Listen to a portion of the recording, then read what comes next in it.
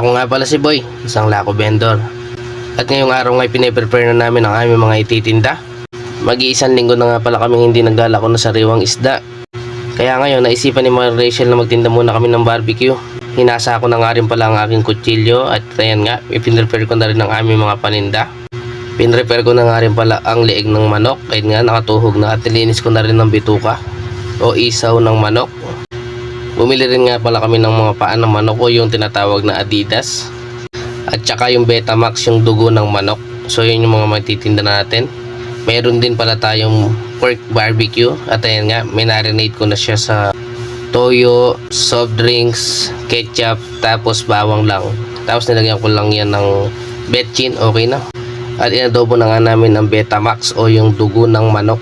So pakukuluan mo lang yan ng mga 10 to 15 minutes para magkalasa lang siya. At dito nga, mga bandang hapon na to, inahanda ko na yung lamesa na ilalagay namin sa harapan para makapaglabas na kami ng aming mga paninda. At ayun nga si Maring Rachel, init na init.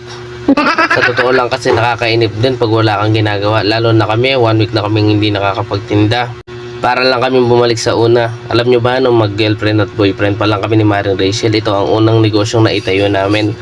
Alas 4 ng madaling araw, pupuntahan niya ako sa amin, tapos ayayin niya ako mamalengke.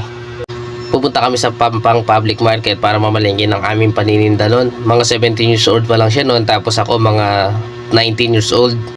Tapos ang gagawin namin, pagsasamahin namin yung pera namin, yung sa kanya, yung baon niya, tapos yung sa akin, yung konting ipon ko nung nagtrabaho ako. Para lang mabuo yung puhunan namin sa pagbabarbecue. At sa ilang araw namin pagtitinda noon, nakaipon kami ng mga mahigit 700. Tapos inaaya ko na siya magpakasal noon. Akala ko kasya na yung 700. Pero sa totoo lang, doon kami nagsimulang mangarap. Mangarap na magkaroon ng sariling pamilya. Natutunan namin na kaya pala namin kumita sa sarili naming diskarte. Kahit mga bata pa kami. Sa buhay mag-asawa kasi dapat talaga tulungan. Kung saan mahina ang isa, dapat suportahan mo siya. Hindi pwedeng magaling kayo parehas. Dapat bigayan din. Kasi mas smooth ang inyong mga desisyon kung talagang pinagpaplanuhan yung dalawa. Hindi porket ikaw ang lalaki, ikaw na ang masusunod sa lahat ng desisyon.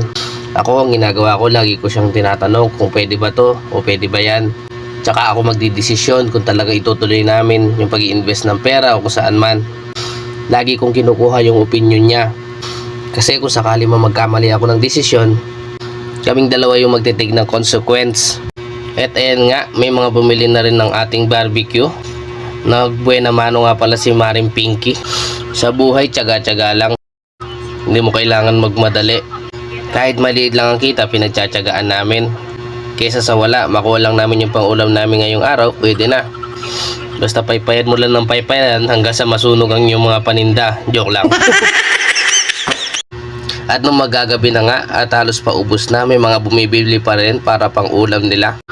Konti na lang pala ang natira dyan. Siguro puhulamin na lang namin kung may matira.